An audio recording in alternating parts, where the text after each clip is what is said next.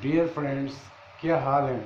لگتا ہے بہت پریشان ہو، انگریزی نہیں آ رہی ہے، اس لیے دفتر میں بھی پریشان اور اپنے باس سے بھی پریشان، پھر اپنے پولیس کے پاس جاتے ہو اور درخواست کرتے ہو پلیز یہ لیٹر لکھنا، وہ نخرے دکھاتے ہوں گے تو خیر چھوڑیے اسے اور ہم خود دیکھیں گے، کوشش تو کریں اور پھر ہم آپ کو ٹپ اور ٹرکس بتائیں گے، اس لیے تو ہم ہیں نا۔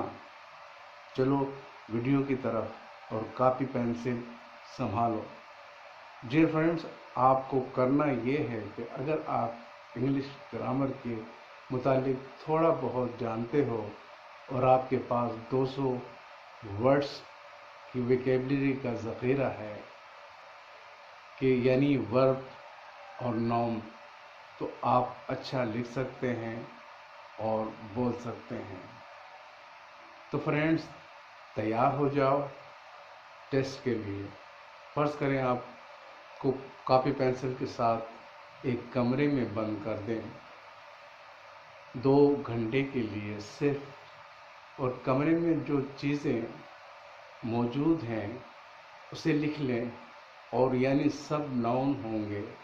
مثال کے طور پر 2 کرسیاں، میز، ٹیبل، صوفہ سیٹ، پردے، فانوس، کولر، گلاس، شیلف، الماری، پنکھا، کھڑکی اور بیڈ شیٹ، تکیا۔ آپ ان کو حرکت میں لانے کے لیے ایکشن کی ضرورت ہوگی۔ وہ کیا ایکشن ہوگا دوستو؟ بتائیں کہ آپ ہمیں ایکشن یعنی ورب کی ضرورت ہوگی، کیونکہ ورب وہ پارٹس آف اسپیچ کا حصہ ہے۔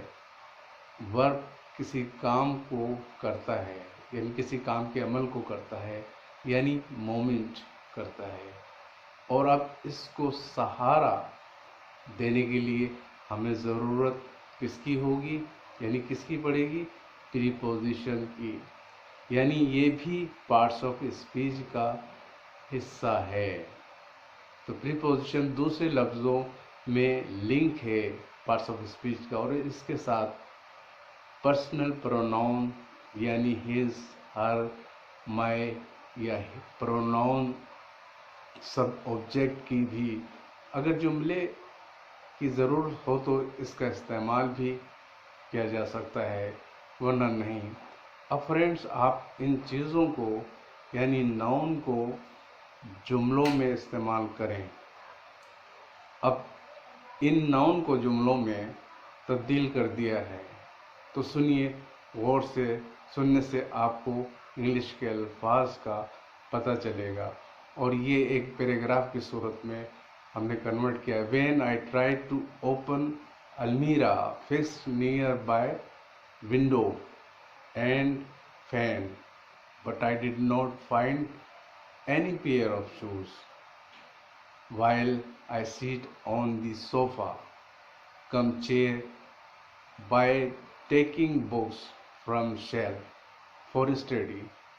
After that, I put my bags on table as I started to see a view of all the rooms, where I saw a cooler and I taken a glass of water from the jug when I stood up from sofa and put myself on bed for rest purpose. My head was our pillow with bed sheet. I was lying down under lighting pendant فانوس۔ تو یہ الفاظ جو بھی میں نے noun کا ذکر کیا تھا اس میں یہ سمو دیے گئے ہیں، یعنی ان کا استعمال ہم نے ورب کی ایکشن کے ساتھ کیا ہے۔ تو یقین کریں کہ جب ورب اپنا ایکشن دکھاتا ہے تو جملے میں یعنی کوئی بھی ناؤن ہے، جتنے بھی آپ نے اپنے کمرے میں بیٹھے ہوئے جو بھی نوٹ ڈاؤن کیا ہوگا، تو وہ ناؤن کو ایکشن کرنے میں تو ورب کی ضرورت پڑتی ہے۔ تو ورب سمجھ لیں کہ ایکشن ہے. اب اس کے ساتھ ساتھ پریپوزیشن کی بھی ضرورت ہے.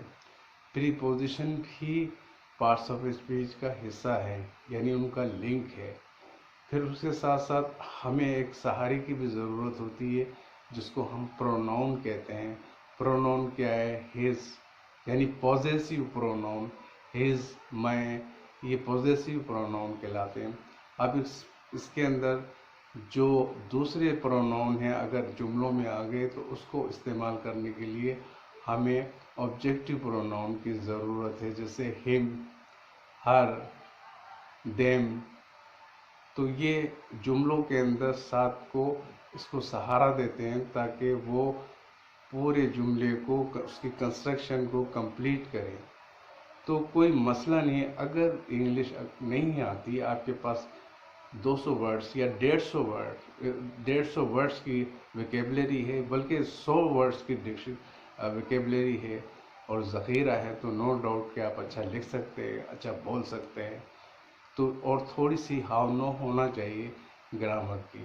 تو انشاءاللہ اس کے اوپر ایکسرسائز کریں، پریکٹس کریں، اور جو بھی آپ کے ارد گرد کے چیزیں نظر آئیں اس کو آپ اس کی انگلش میں نوٹ کریں کہ یار یہ اس کو انگلش میں کہتے ہیں. فرض کریں اگر آپ کسی گراؤنڈ کے اندر جا رہے ہیں تو گراؤنڈ کا پورا ماحول سراؤنڈنگ دیکھیں، اس کے متعلق آپ اس کو ناؤن کی صورت میں رکھیں، پھر اس کو ایکشن کے لیے اپنے ہی الفاظوں میں ان کو جملوں میں استعمال کریں. اور جب جملوں میں استعمال کرنا آ گیا تو آپ لکھنے کے لیے مطلب تیار ہو جائے اور پیراگراف کی صورت کے اندر اس کو کانٹینٹ لکھیں. تو یہ روزانہ کی پریکٹس ہے.